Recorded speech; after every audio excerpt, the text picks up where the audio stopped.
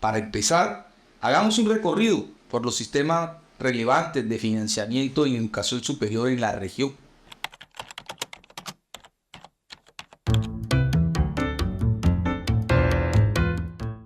Un cordial saludo a todos nuestros lectores que cada domingo leen y escuchan los comentarios de nuestra columna de opinión.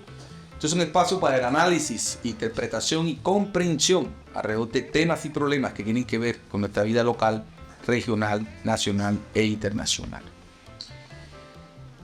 En las últimas columnas de opinión hemos venido analizando de manera detallada y contexto alrededor del financiamiento estructural de la universidad pública en Colombia.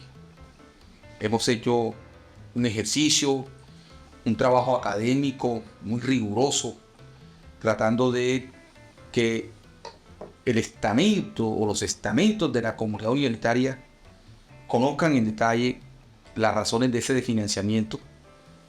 E igualmente hemos tratado que el conjunto de la opinión pública también tenga conocimiento de ese financiamiento. Por ello, recientemente el Sistema Universitario Estatal SUBE editó un nuevo texto alrededor de los avances y retos en la financiación de la universidad pública en Colombia, donde con rigor académico, con rigor técnico, damos los insumos teóricos, conceptuales y metodológicos que explican y que hacen comprensible ese problema de financiamiento estructural. De igual manera, las salidas a la misma con, por ejemplo, el cambio del modelo de financiamiento de la universidad pública, con la radicación recientemente en el Congreso de la reforma de los artículos 86 y 87 de la Ley 30 de 1992, que es la ley que rige la educación superior. Y eso nos introduce en el debate, nos introduce en la discusión alrededor del financiamiento de la universidad pública. Por ello, la columna de hoy aborda un tema que permite seguir profundizando en esta discusión y es lo relacionado a los modelos de financiamiento de educación superior. ¿Qué hacen otros países de la región, de Europa, de Asia? ¿Cómo financian ellos su universidad pública? ¿Qué tanta responsabilidad y compromiso de sus estados con este derecho esencial y fundamental para una sociedad? Así que esta columna de hoy es un aporte en esa discusión alrededor de este tema del financiamiento estructural, tratando de mirar esas tendencias globales, esas tendencias mundiales de cómo en otros países del mundo se financia la educación superior. Y he llamado a esta columna Modelos de financiación de la educación superior. En el contexto relacionado con financiamiento de la educación superior pública en Colombia, es necesario hacer una lectura de las tendencias y experiencias internacionales que nos permitan comprender y nutrir el ejercicio deliberativo acerca del tema. Para ello es importante conocer cómo funcionan los modelos de financiamiento soportados en la oferta en otras partes del mundo. Para empezar, hagamos un recorrido por los sistemas relevantes de financiamiento en educación superior en la región. Podríamos tomar como ejemplo Argentina, un país donde se implementó un modelo centrado en 3 componentes. El primero, ajusta el número de alumnos de cada universidad teniendo en cuenta 3 factores: complejidad disciplinaria, el tamaño de las universidades y el rendimiento académico, que se establece con el promedio en materias aprobadas por los alumnos. La ponderación del primer componente del modelo equivale al 45%. El segundo define costos normativos. Para ello se calcula la cantidad de docentes, investigadores, autoridades, personal administrativo y gastos de funcionamiento e infraestructura. La ponderación de este componente es del 50%. El tercer componente hace referencia a la investigación en función del número de investigadores por categoría y horas de dedicación, con una ponderación del 5%. En el caso de Brasil, el modelo utilizado está compuesto por las siguientes variables: número de alumnos, docentes, infraestructura física, calificación del cuerpo docente, producción científica, número de cursos, costos de curso, tasas de éxito en la graduación. Asimismo, la metodología de distribución incorpora indicadores fácilmente auditables y promueve la paridad. En cuanto a Chile, la asignación de fondos financieros es con base en indicadores de desempeño, de acuerdo al número de alumnos, carreras de pregrado, profesores, proyectos de investigación y publicaciones indexadas. Es decir, combinan elementos históricos y desempeño. En estos países encontramos un modelo de financiación a la oferta y soportado por el Estado, garantizando de esta forma la sostenibilidad financiera. Yéndonos a otras latitudes, encontramos que en Europa el financiamiento se realiza principalmente a través de subsidio a la oferta, salvo el Reino Unido. En este sentido, todos los países de la región destinan cuantiosos fondos públicos para financiar la educación universitaria.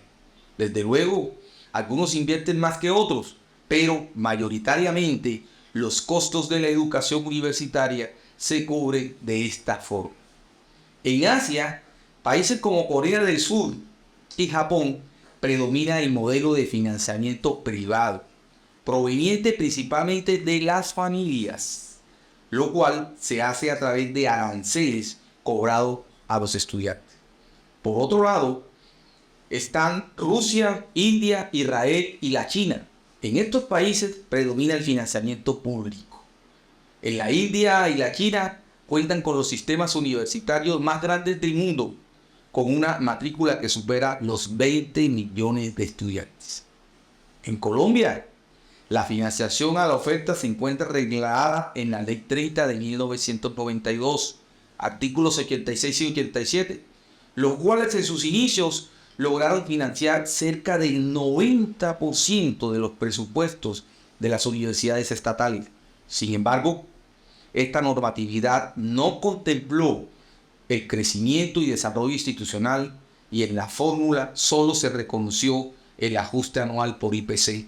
Sin embargo, 32 años después de la expedición de la misma, la financiación estatal apenas alcanza a cubrir cerca del 50% del presupuesto de las universidades, en atención al cálculo de transferencia que no incluyó crecimientos, estos últimos asumidos con recursos propios por las instituciones de educación superior oficial.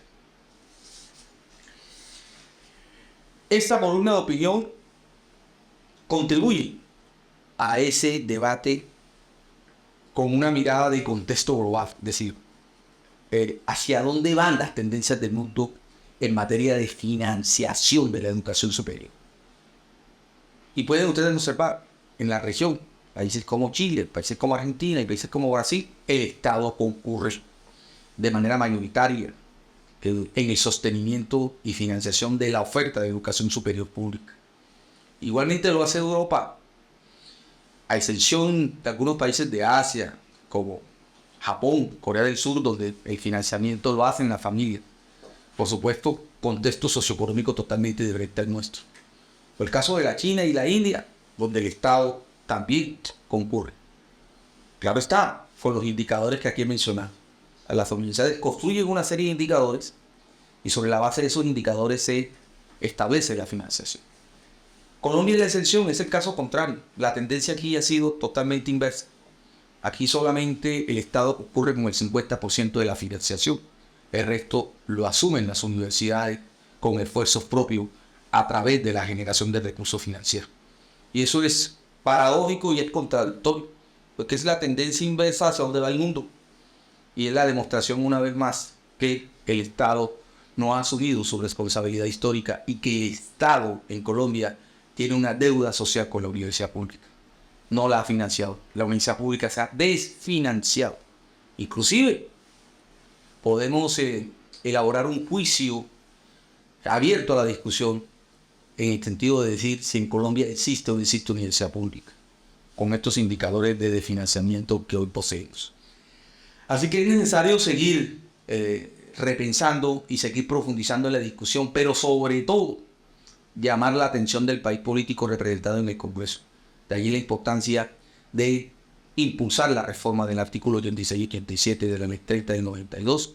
Es necesario que esa reforma prospere para poder construir un modelo de financiación de la universidad pública que comience a corregir ese de financiamiento estructural y que nos permita entrar en una tendencia global donde el Estado asume una responsabilidad, donde el Estado garantiza un derecho, que es lo que hoy pues no vemos nosotros en Colombia.